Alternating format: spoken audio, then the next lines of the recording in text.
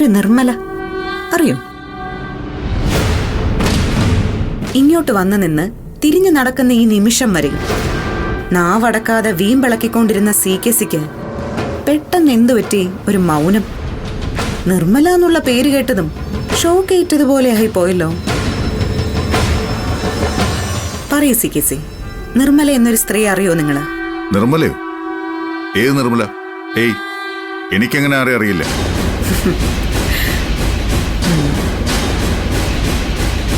30 വർഷങ്ങൾക്ക് മുൻപേ തുടങ്ങി ഇപ്പോഴും തുടരുന്നൊരു കഥയാണത്. പ്രണയം നടിച്ച് ഒരു സ്ത്രീയെ ചതിച്ച് അവൾക്കൊരു കുഞ്ഞിനെയും കൊടുത്തിട്ട് ഓടി രക്ഷപ്പെട്ട ഇടത്തു നിന്നും തുടങ്ങുന്ന ഒരു കഥ.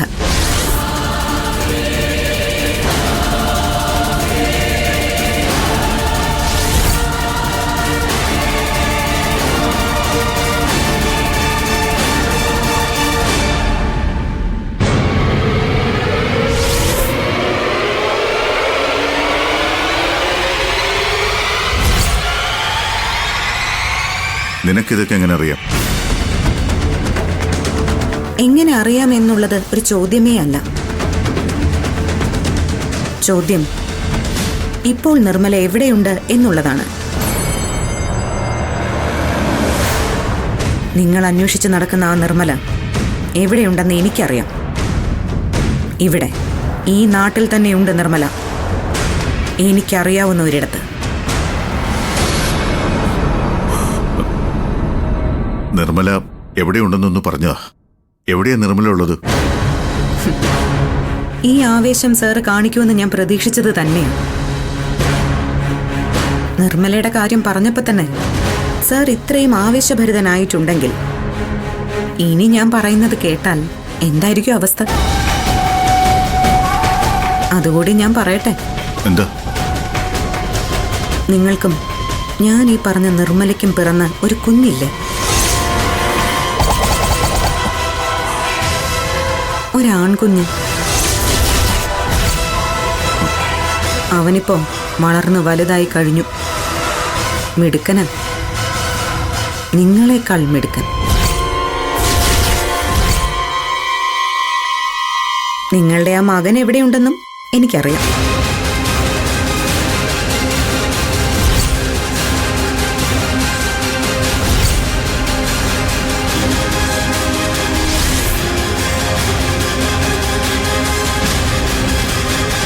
നിധി, നീ ഈ പറയുന്നതൊക്കെ സത്യമാണോ?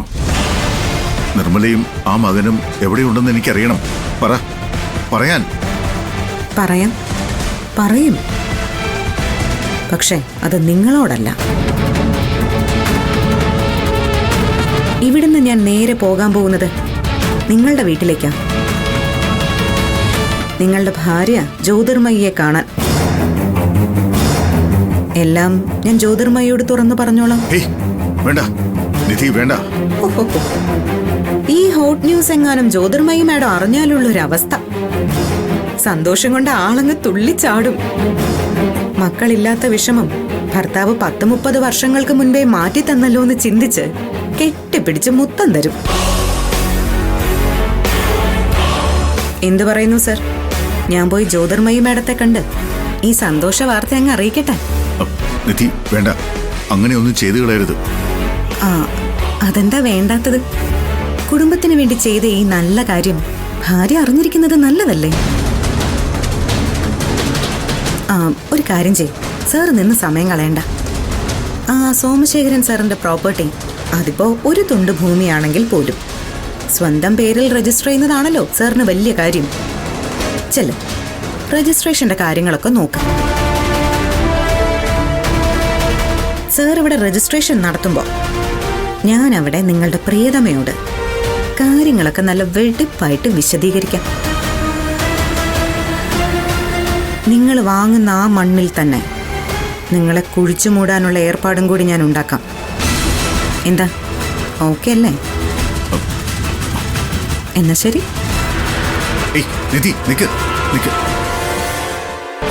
ഇക്കാലം അത്രയും ഞാൻ കൊണ്ടുകിടന്നൊരു രഹസ്യമാണത്. അതൊരിക്കലും ജ്യോതിർമയി അറിയരുത്. പ്ലീസ് നിധി, എന്റെ ജീവിതം തകർക്കരുത്. നിർമ്മല എന്ന പാവം സ്ത്രീയെ സ്നേഹം അഭിനയിച്ച വലയിൽ വീഴ്ത്തി സ്വന്തം ആവശ്യം കഴിഞ്ഞപ്പോ വയറ്റിലൊരു കുഞ്ഞിനെയും സമ്മാനിച്ച് പണക്കൊതി മൂത്ത് സമ്പന്നയായ ജ്യോതിർമയ്യേയും കെട്ടി ഭാര്യയുടെ സ്വത്തിൽ രാജാവായി കഴിയല്ലേ നിങ്ങള്? ഈ രാജകീയ ജീവിതം അങ്ങ് അവസാനിക്കട്ടേന്ന്. CK ചന്ദ്രബോസ് എന്ന ബിസിനസ് രാജാവായി വിലസി നടക്കുമ്പോഴും സമ്പത്തിന്റെ മുഴുവൻ കൺട്രോളും ജ്യോതിർമയുടെ കയ്യിലാണെന്ന് എനിക്ക് നന്നായിട്ട് അറിയാം. ഇനി ഈ സത്യം കൂടി ജ്യോതിർമയി അറിഞ്ഞാൽ ഉടുതുണിയുമായി തെരുവിലേക്ക് ഇറങ്ങേണ്ടി വരും ചന്ദ്രബോസ് മുതലാളിക്ക്. പ്ലീസ് നിധി, ദയവ് ഇത് ഉപദ്രവിക്കരുത്. നേരത്തെ നിങ്ങൾ പറഞ്ഞത് നിങ്ങളുടെ കാല് ഫ്രീ ആണ്, പിടിച്ച് യാചിച്ചോളാൻ അല്ലേ? പക്ഷേ CKC കഥ ഇപ്പൊ മാറി മറഞ്ഞത് കണ്ടോ? ഞാൻ നിധിയുടെ കാല് പിടിക്കാം, മാപ്പ് പറയാം. ദയവ് ഇത് ജ്യോതിർമയി അറിയരുത്. മറ്റൊരാളെ കൊണ്ട്, അതും അച്ഛന്റെ പ്രായമുള്ള ഒരാളെ കൊണ്ട് കാലു പിടിച്ച് മാപ്പ് പറയിക്കാൻ തക്ക മോശപ്പെട്ടവളല്ല CKC ഞാൻ. എന്റെ ഉള്ളിലെ നിഗൂഢതയുടെ തിരയിളക്കം വായിച്ചെടുത്ത ആളല്ലേ. ആ നിഗൂഢത എന്തായിരുന്നുവെന്ന് ഞാനങ്ങ് തുറന്നു പറഞ്ഞു തരാം. സോമശേഖരൻ സാറിന്റെ ആ പ്രോപ്പർട്ടി ഇന്ന് നിങ്ങളുടെ പേരിൽ രജിസ്റ്റർ ചെയ്യാൻ പാടില്ല. നിങ്ങൾക്ക് പ്രോപ്പർട്ടി വേണ്ട എന്ന് രജിസ്ട്രാറോട് പറഞ്ഞാൽ മാത്രം പോരാ.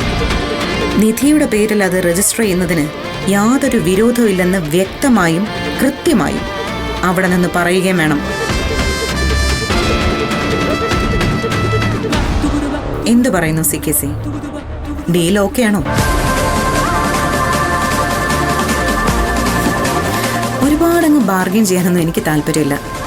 ഓക്കെ ആണെങ്കിൽ അത് പറയാം, അല്ലെങ്കിൽ ഞാൻ ജ്യോതിർമയുടെ അടുത്തേക്ക് പോവാം. നിധി നിക്ക്.